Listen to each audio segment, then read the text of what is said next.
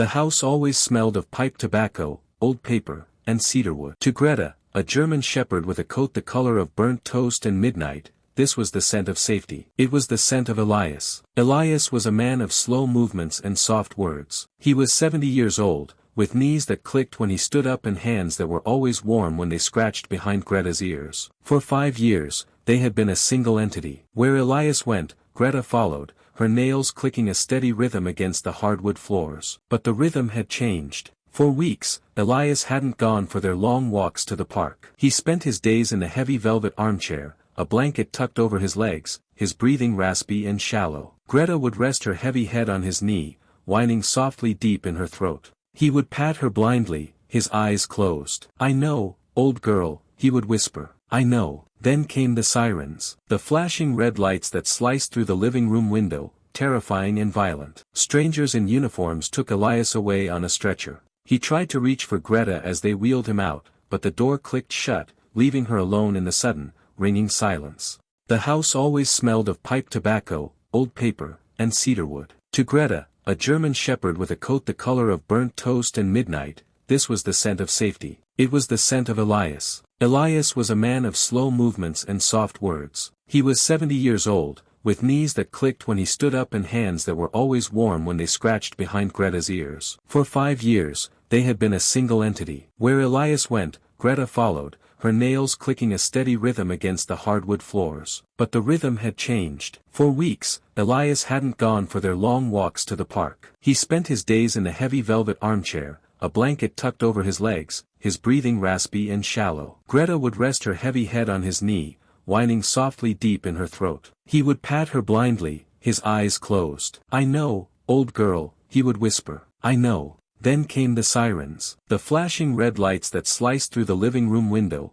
terrifying and violent. Strangers in uniforms took Elias away on a stretcher. He tried to reach for Greta as they wheeled him out, but the door clicked shut, leaving her alone in the sudden, ringing silence. The silence of the house was finally broken, not by Elias, but by the click of high heels and the heavy thud of boxes. A car pulled up, a sleek, silver sedan. A woman stepped out. This was Karen, Elias's sister. She looked vaguely like him around the eyes, but where Elias was soft, she was brittle. She smelled of chemical cleaner and expensive perfume. She walked through the house with a clipboard, ignoring Greta entirely. She opened closets, touched the curtains with disdain, and spoke loudly into her phone. "Yes, he's gone. Funeral was Tuesday. No, the house is a wreck. Smells like old man and dog. We need to liquidate immediately. I have a buyer interested in the lot." She walked into the kitchen and stopped. Greta was sitting by the stove, her tail thumping once, slowly, against the floor. Karen looked at the dog as if she were a stain on the carpet. "And the dog?"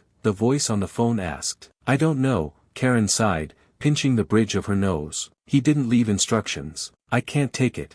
I have a white sofa, for God's sake." She hung up and looked at Greta. "Well, you can't stay here. The staging company is coming tomorrow." Greta stood up, sensing the shift in the atmosphere. She whined, a high-pitched plea for reassurance. Karen opened the back door. But she didn't stop there. She walked to the garden gate, the one that led to the alleyway behind the subdivision. She unlatched it. "Go on," Karen said, pointing. Greta hesitated. This was her territory. She wasn't allowed past the gate without a leash. "Go," Karen yelled, clapping her hands aggressively. "Get out. Scram." Confused and frightened by the shouting, Greta bolted through the gate into the alley. She turned back immediately, expecting to be called home. Instead, she saw the wooden gate slam shut. The latch clicked. She waited there for 6 hours. She waited until the sun went down and the streetlights buzzed to life. She scratched at the wood until her claws bled, barking the deep, resonant bark that used to make Elias smile. "Quiet out there," a neighbor yelled from a window. Inside the house,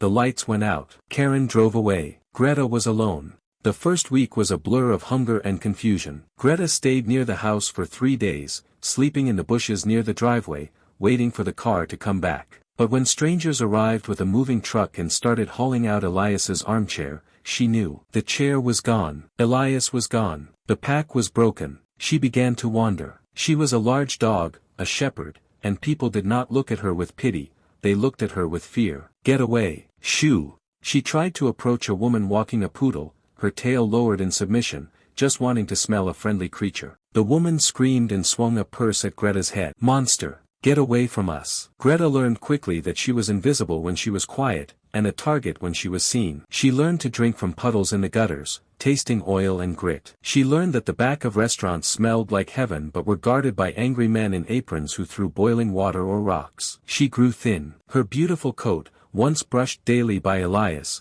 became matted with burrs and mud. Her ribs began to show through the dark fur. It was raining, a cold, stinging rain that soaked through to her skin. Greta was shivering, her caloric reserve spent. She found herself in a commercial district, the neon lights blurring in the downpour. She smelled warmth. It was coming from a bakery door that had been propped open slightly to let in a delivery. The scent of yeast and sugar was intoxicating. Driven by a desperation that overrode her fear, Greta crept toward the warmth. She just wanted to lie on the mat inside the vestibule, just for a moment, to stop the shivering. She slipped her head through the gap, then her shoulders. "Hey, get that mud out of here," a voice roared from inside. A man in heavy boots charged toward the entrance. Terrified, Greta tried to scramble backward, her paws slipping on the wet tiles. The man didn't wait for her to leave. He slammed the heavy security door shut with all his strength. Greta wasn't fast enough. The metal door crunched onto her right front paw. The sound she made was a high, tearing scream that echoed down the street. It was a sound of pure agony. The man opened the door, startled by the noise,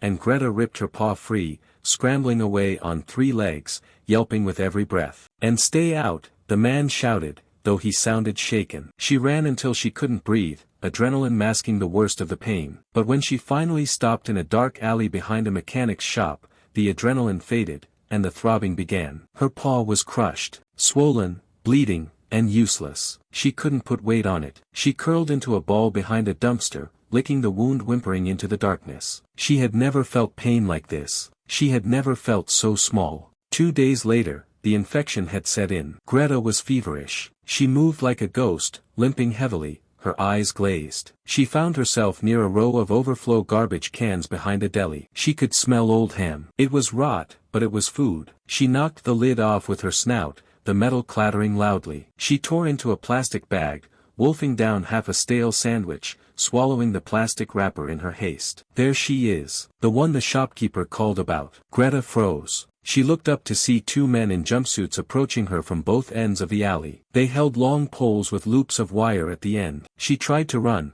but her bad leg buckled. She snarled, baring her teeth, trying to look like the wolf Mrs. Gable had called her. She wanted to be fierce, but she was just a sick, broken dog. "Easy, girl. Easy," one man said, but his voice wasn't like Elias's. It was tight and impatient. The loop slipped over her neck. She thrashed, the wire tightening, choking her. She gagged, panic rising in her chest. The second man grabbed her hind legs. They hoisted her up, ignoring her cries of pain as they jarred her injured paw. They threw her into the back of a metal truck. It smelled of bleach, fear, and old feces. The doors slammed shut, plunging her into total darkness. The shelter was not a place of rescue, it was a warehouse for the unwanted. It was a cacophony of barking, hundreds of dogs screaming for attention, for release, for mercy. Greta was thrown into a concrete run. The floor was cold and damp. There was no blanket. The workers here were tired and hardened. They didn't have time for kindness. They sprayed the kennels down with freezing water while the dogs were still inside,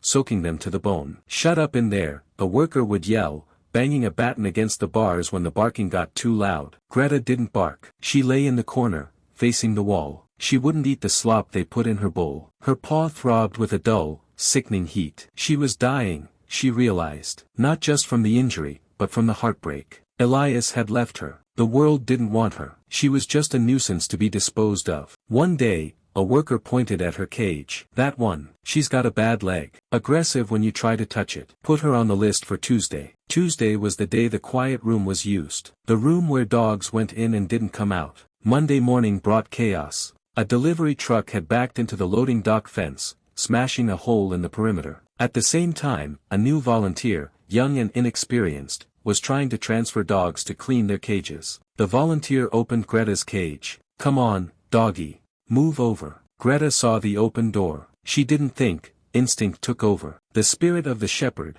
buried under weeks of abuse, flared to life. She didn't move over. She charged. The volunteer shrieked and fell back. Greta scrambled over him, her nails scrabbling for traction. She hit the hallway and ran. Loose dog, loose dog. She saw the loading dock. She saw the smashed fence. Men were running toward her with the catchpoles. Greta didn't stop. She pushed through the pain in her leg, running on 3 paws, a blur of black and tan. She leaped through the gap in the fence, tearing her ear on a jagged piece of metal, and hit the pavement. She ran until the shelter was a mile behind her. She ran until she collapsed in a wooded area on the edge of the city, under the shelter of a weeping willow tree. Then, Maya gently touched the top of Greta's head. The touch sent a shockwave through Greta. It wasn't a hit. It was a caress. Greta let out a long, shuddering breath and rested her chin on Maya's knee. It wasn't easy. Maya had to convince her parents. She had to coax Greta into a car, which took 3 hours of patience. They went to a vet, a kind woman who spoke in whispers. There were surgeries. There were bandages. There was a cone that Greta hated. But there was also a bed. A soft, orthopedic bed in the corner of Maya's room. Recovery was slow. Greta would flinch if a door slammed. She would hide if someone raised a broom. But Maya was always there. Maya cleaned the wound. Maya sat on the floor with her, reading books aloud so Greta would get used to the sound of a voice that wasn't yelling. Months passed. The fur grew back over Greta's ribs. The limp remained, a permanent reminder of the metal door, but she could run again. One evening, a year later, Greta lay in the living room. Maya's father was in an armchair, reading the paper. The smell wasn't tobacco, it was coffee, but it was close enough. Maya was on the rug, doing homework. Greta watched them. Her belly was full. Her paw didn't hurt. She stood up, walked over to Maya, and nudged the girl's hand with her wet nose. Maya looked up and smiled, scratching that perfect spot behind the ears. I know, girl, I love you too. Greta sighed, circled 3 times, and lay down, resting her head on Maya's foot. The long road was over. She was found.